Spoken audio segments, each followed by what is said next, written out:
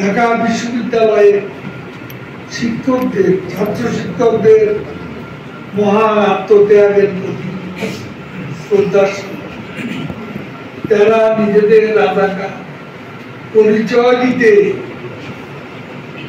গৌরব বোধ করে, তাদের ঢাকা বিশ্ববিদ্যালয়ের শিক্ষার্থী পরিচয় দিতে লজ্জা বোধ।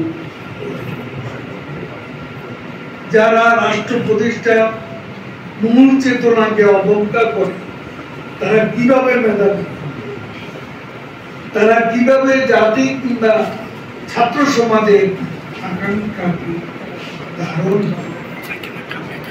1971 সালে 25 মার্চ কাল রাতে এবং মুক্তিযুদ্ধে পাকিস্তানি হানাদার বাহিনী, দেশীয় রাজাকার আল-বদরদের সহযোগী, যারা ঢাকা বিশ্ববিদ্যালয়ের মেধাবী শিক্ষক শিক্ষার্থীদের নির্বিচারে হত্যা করেছে।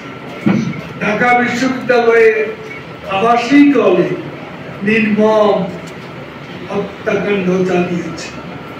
সেই বিশ্ববিদ্যালয়ের শিক্ষার্থীরা কিভাবে নিজেদের রাজাকার বলে স্লোগান।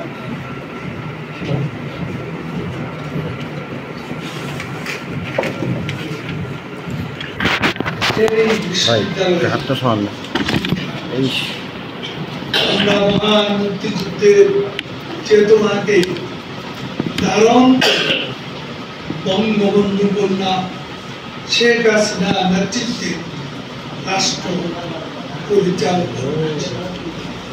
মহান মুক্তিযুদ্ধের চেতনার বিপরীতে যে কোনো অপশক্তিকে আমরা কঠোরভাবে প্রতিরোধ করি, এটাই আমাদের অঙ্গীকার।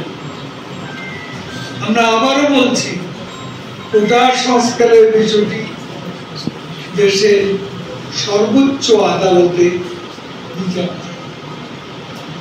দেশের সর্বোচ্চ আদালতের সিদ্ধান্ত পেতে অন্য কোনো উপায় কিংবা বল প্রয়োগের মাধ্যমে এই বিষয়ে কোনো সিদ্ধান্ত গ্রহণের সুযোগ নেই। আন্দোলনের নামে জনজীবনে কোন প্রকার দুর্ভোগ আমরা মেনে নেব না। রাস্তা বন্ধ করে সভা সমাবেশ, জনদুর্ভোগ সৃষ্টিকারী সভা সমাবেশ আমরা মেনে নিতে পারি না।